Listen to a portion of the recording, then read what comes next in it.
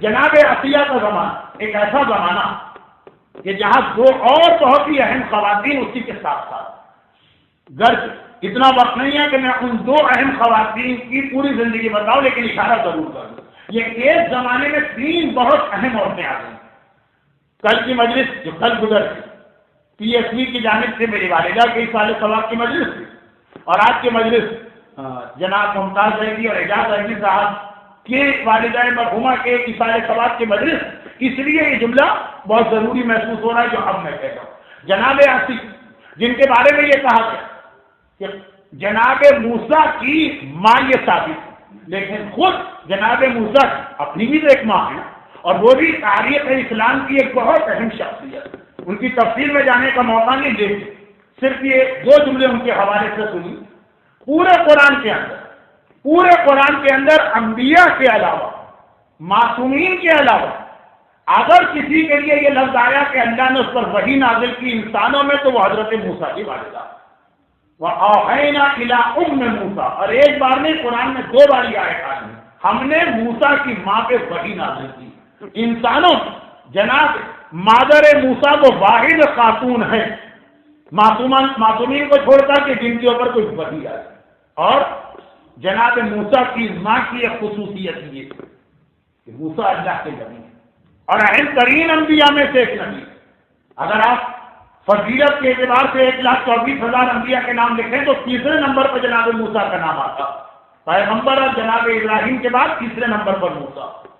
اور واقعاً انہوں نے راہ خدا میں اتنے اہم جہاد کیے،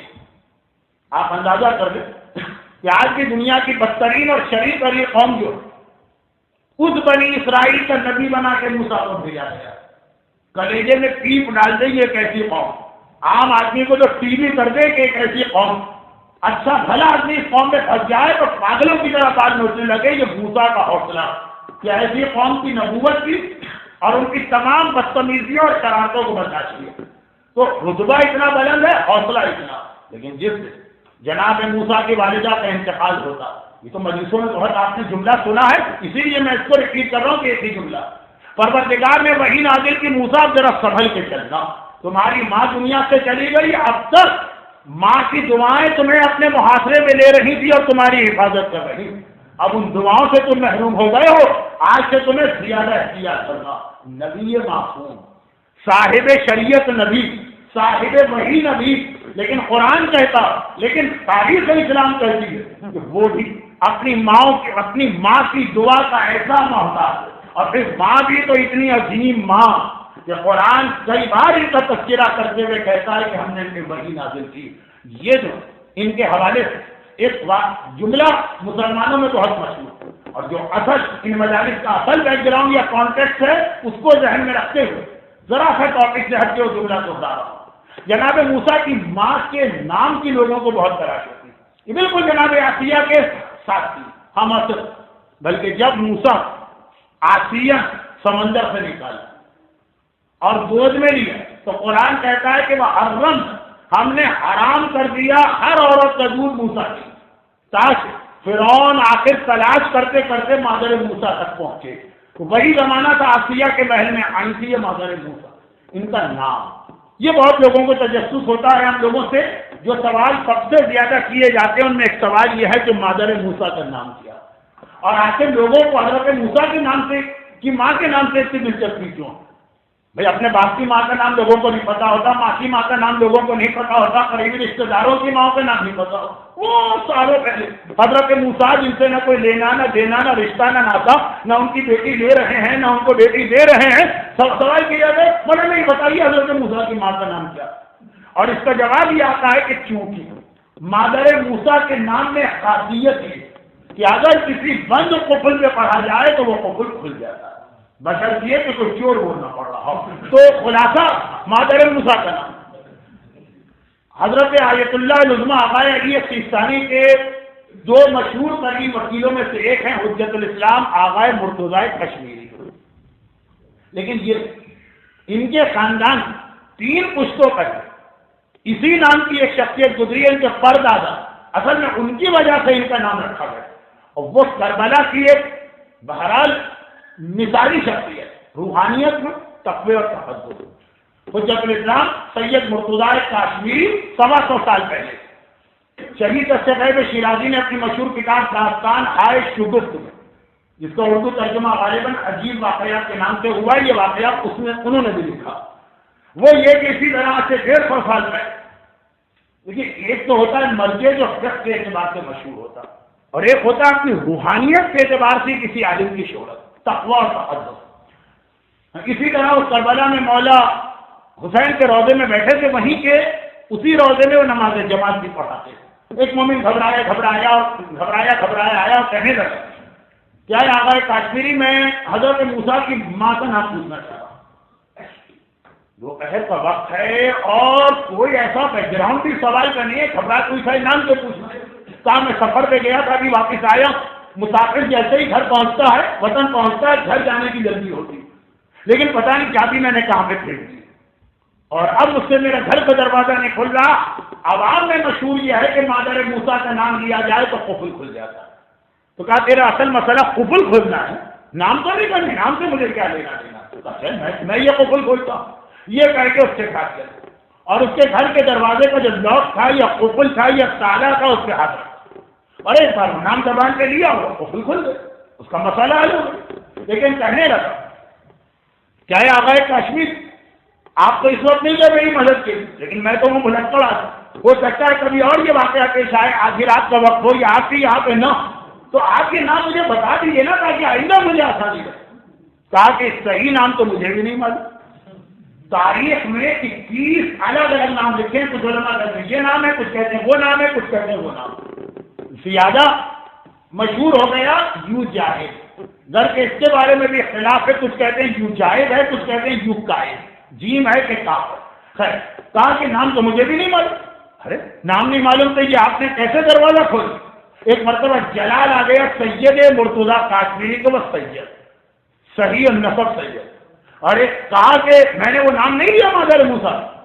جب تو نے آ کر کہا کہ مادر موسیٰ کے نام میں یہ خصوصیت کہ قفل میں لیا جائے تو قفل کھل جاتا، تو میں نے اپنے دل میں سوچا کہ میری دادی فاطمہ زہرا تو مادر موسیٰ سے زیادہ افضل ہے، جب اس نام میں یہ اثر ہے تو اس نام میں اثر کیسے؟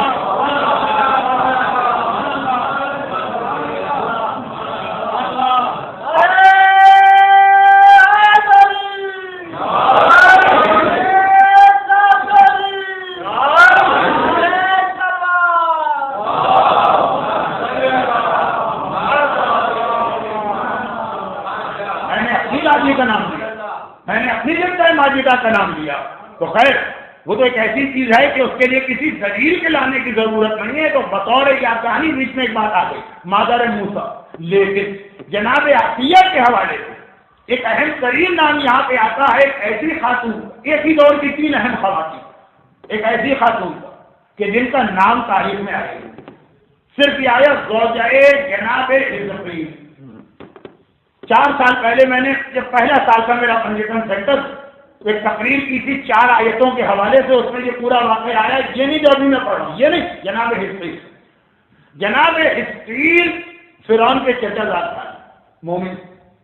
پھر بہرحال جس طرح بھی ان کا تقیہ ختم ہوا وہ واقعہ تو آپ 4 سال پہلے کو کیسے ڈھونڈ کے نکال دیجیے گا، لیکن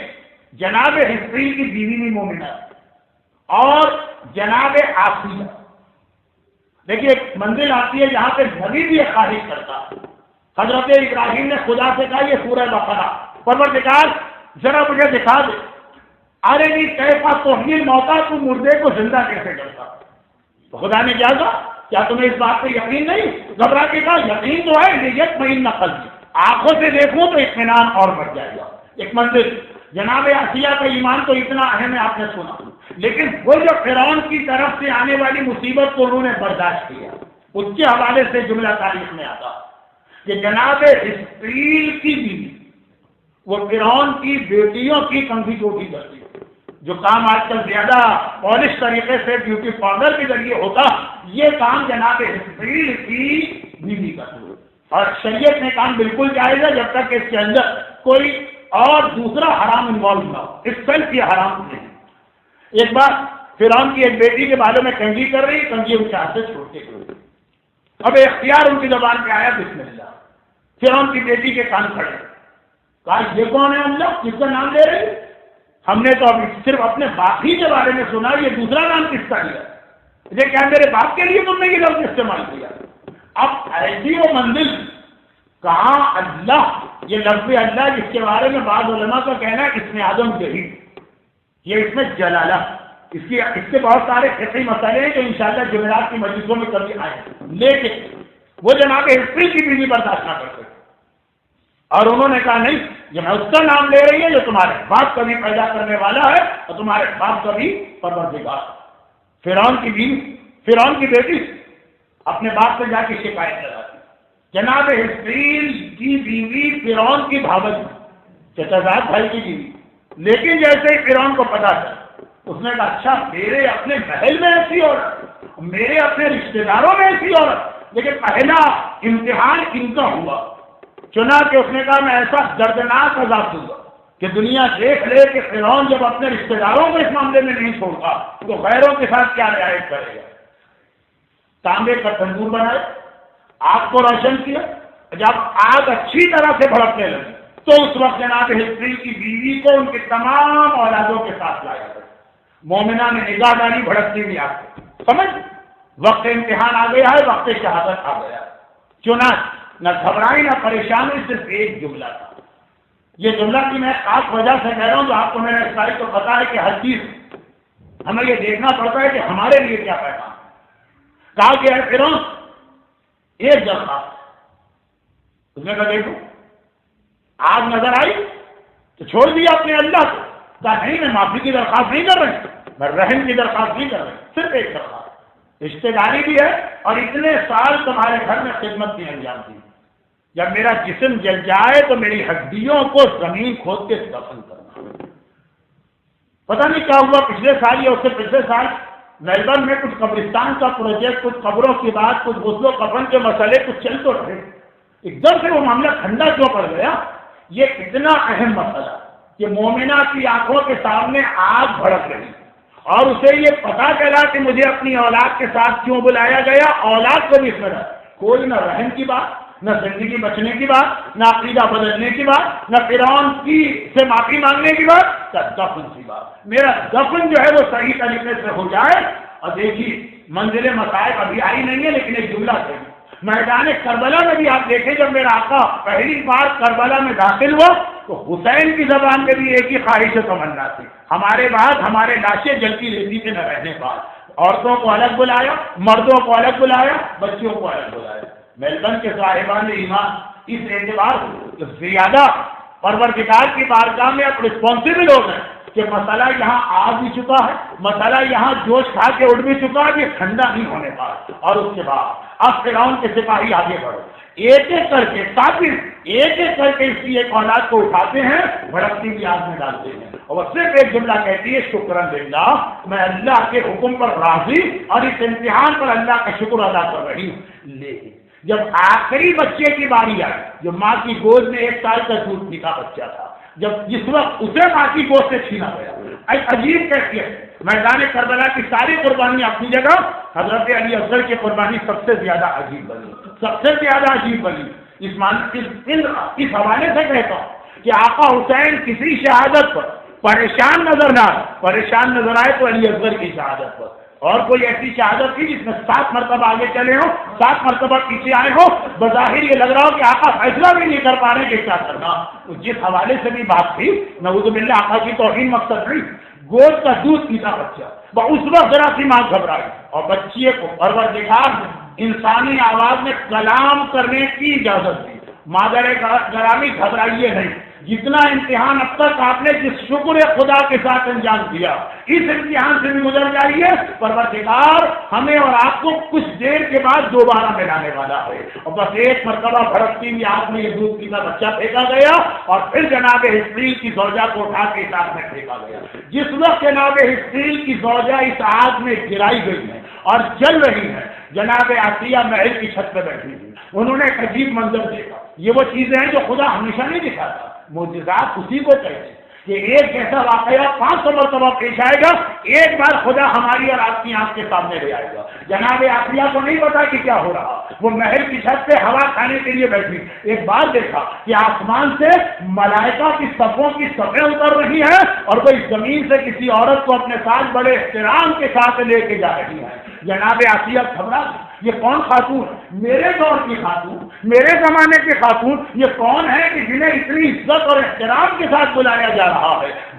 جب وہ خاتون زمین سے آسمان کی طرف جاتے جاتے آسیہ کے محل کے چھت کے لیول پہ آئی، آسیہ نے پہچان لیا یہ تو ہسٹری کی بیوی ہے، یہ تو وہ خاتون ہے کہ جو فرعون کے محل میں فرعون کی بیٹیوں کی خدمت کیا کرتی ہے۔ جیسے ہی ایک مرتبہ نکاح گھبرا کے کہا کہ اتنے احترام کے ساتھ آسمان کے ملائکہ تمہیں کیوں لے جا رہے ہیں؟ ہنستے اور مسکراتے ہوئے کہا اس لیے کہ پروردگار نے مجھے رتبہ شہادت عطا کر کے کائنات کی سب سے بڑی فضیلت عطا کی ہے۔ اور اس وقت جناب آسیہ کی زبان پہ وہ جملہ آیا جو قیامت تک کے لیے مومن کو رتبہ دیا گیا، فَيَا لَيْتَنِي كُنتُ مَعَكِ،